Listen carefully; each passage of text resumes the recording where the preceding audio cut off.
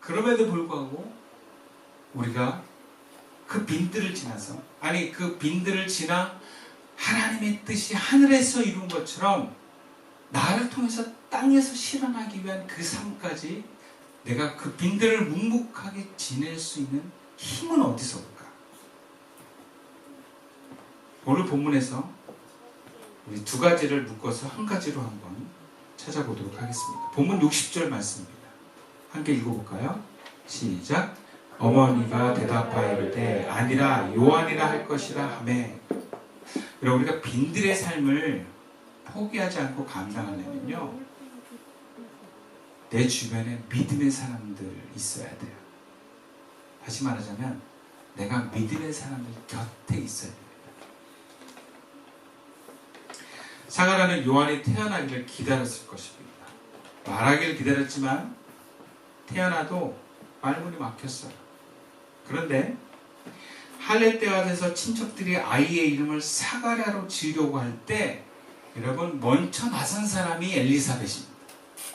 엘리사벳이 여인의 몸으로 그 친척들이 아이의 이름을 결정하는 자리에서 노라고 했죠. 그리고 이 아이의 이름은 요한이라고 지어야 됩니다라고 주장을 합니다.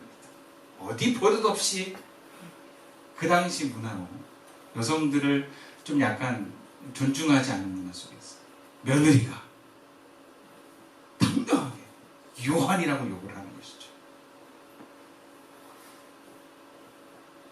사가랴는 참으로 믿음의 아내를 얻은 것 같습니다. 그 믿음의 아내가 여성의 몸에 모든 친척들의 어떤 요구와 기대를 물리치고 요한이라고 지어야 됩니다라고 하는 그 순간을 옆에서 지켜봤을 거예요. 용기가 났을 거예요.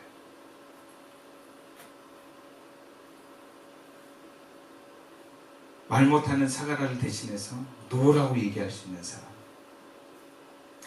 엘리사벳이 어쩌면 직접 천사를 만난 것도 아닌데 그는 일어난 모든 일이 하나님의 역사라고 믿었고 그 이름을 요한이라고 지으라는 사가랴의 이야기를 기억하고 지켜냅니다.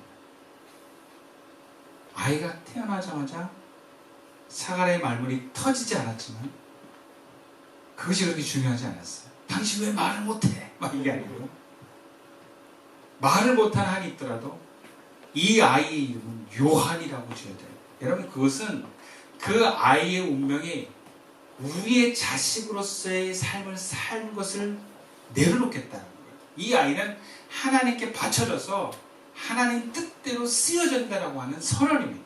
엄마로서는 자식을 떼놓는 거예요. 그러니까 얼마나 사실은 그게 어려운 결단입니까? 쉽지 않은 거예요. 그래서 여러분, 아브라함도 이삭을 데리고 모리아 산에 갈 때 사람한테 얘기 안 하고 그냥 싹 해벽에 그냥 싹 들어가거든요. 동의를 얻으면 못 가게 할 것 같으니까. 제가 생각하기엔 그래요. 아침 일찍 데리고 나가요. 네, 말 없이. 아내한테 상의하지 않습니다. 당연히 반대할 것 같으니까. 그죠? 엘리사벳도 마찬가지예요. 이 아이를 요한이라고 한다는 건 하나님께 내어주는 거예요. 아들 하나 있는데, 노년에 얻은 아들인데, 생명과 같은 아들인데 하나님의 말씀대로 이루어진 그 여인의 믿음, 그 여인의 믿음이 바로 사가랴 옆에 있었기 때문에 사가랴가 힘을 낼 수 있는 거예요.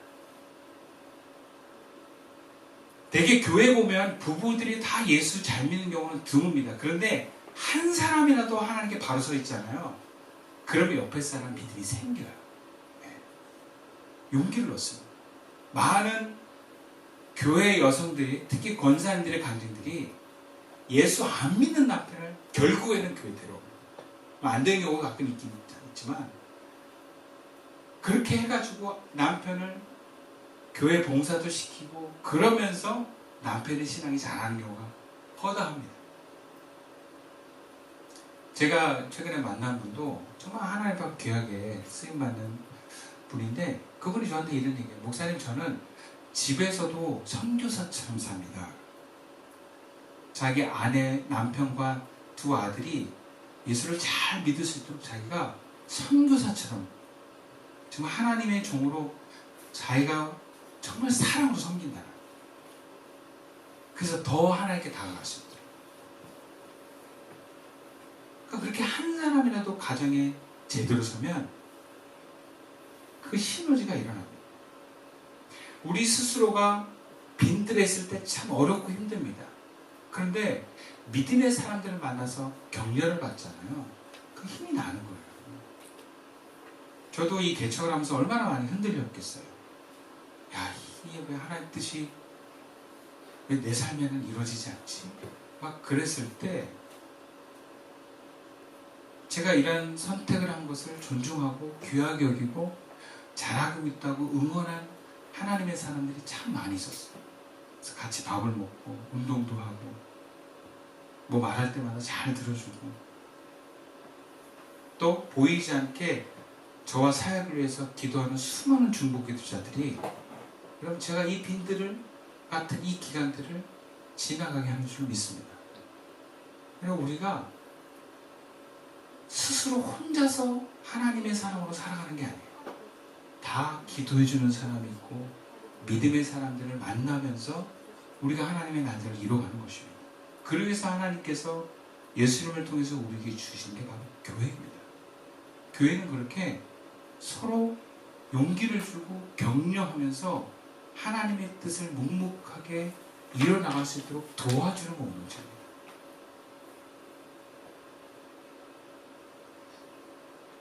그런데 어떤 사람은 그렇게 도와준 사람이 없을 수도 있어요. 근데 그럴 때는 어쩔 수가 없어요. 하나님하고 친밀히 지어야 돼요. 본문 80절 말씀 다 같이 읽어보겠습니다. 시작. 아이가 자라며 심령이 강하여지며 이스라엘에게 나타나는 날까지 빈들에 있으리라. 여기서 아이가 자라며 심령이 강하여지며라고 하잖아요. 이 심령이 강하여지며를 다른 번역에서 이렇게 번역해요. 아기는 하나님의 극진한 사랑을 받으면서 자랐다. 요한은 빈들에 아무도 없었어요. 그죠? 뭐 전설 속에는 쿰난 공동체가 있었다라고 얘기하지만 성경에서 그냥 우리가 액면으로 받아들일 때 빈들에서 그가 혼자였겠다. 그러면 그 혼자서 그가 뭐하고 있었냐죠. 하나님의 사랑을 그가 듬뿍 받았다는 것은 무엇을 통해서입니까? 빈들에서 기도함을 통해서 경험됩니다. 우리가 하나님에 대한 변함없는 신뢰를 가질 수 있는 것은 단순히 신념만의 문제가 아니라 나를 향한 하나님의 은혜와 사랑을 경험하고 깨달을 때 가능합니다. 그 사랑이 하나님을 향한 변함없는 신뢰에 대한 선택과 용기를 주게 하는 거예요. 사랑 때문에. 근데 그 하나님에 대한 사랑을 사람을 통해서 받기도 하지만 그게 하나님의 사람들은 직접 하나님을 경험하고 그 하나님으로부터 직접 그 사랑을 체험한 사람이 더 확신 있게 믿음에 서게 됩니다. 우리는 그 하나님과 직접 교제할 수 있는 기도를 하는 것이고 또 그 기도를 배워나가는 거예요. 하나님으로부터 직접적인 사랑을 맛보는 사람은요 세상 두려울 게 없어져요. 눈앞이 깜깜한 앞날이다 할지라도 그분의 사랑에 용기를 얻어서 그 빈들을 버텨내는 거예요. 물론 이것이 따로가 아니고 동시에 일어나는 경우가 많습니다. 내가 하나님과 기도하면서 그분의 사랑을 경험하고 하나님의 사랑으로부터 간접적으로 그 사랑과 용기를 경험하는 것들이 같이 일어납니다. 하나님이 엘리야를 회복시킬 때 엘리야에게 말씀도 하고 사랑을 말씀하셨지만 고기를 주어서 몸을 먹이고 천사를 통해서 어루만짐을 보여주는 것과 같은 것. 우리의 삶에 내가 하나님의 뜻을 실현하고자 한다면 하나님이 그렇게 돕는 사람들을 보내주세요. 그리고 내가 기도하면 하나님이 친히 우리에게 임재하세요. 그러면서 용기를 얻고 빈들을 버텨나가는 것입니다. 말씀하실게요. 하나님께서 우리를 하나님의 사람으로 세워가면서 빈들을 지나게 합니다. 그 빈들을 지날 때 우리는 혼란스럽고 두려운 상황을 맞이합니다. 그럼에도 흔들림 없이 하나님을 신뢰할 수 있다면 여러분 우리는 그만큼 믿음이 성장하는 거예요. 에고는 내려놔지고 그 빈자리에 주님이 계시면 우리는 두렵지 않습니다.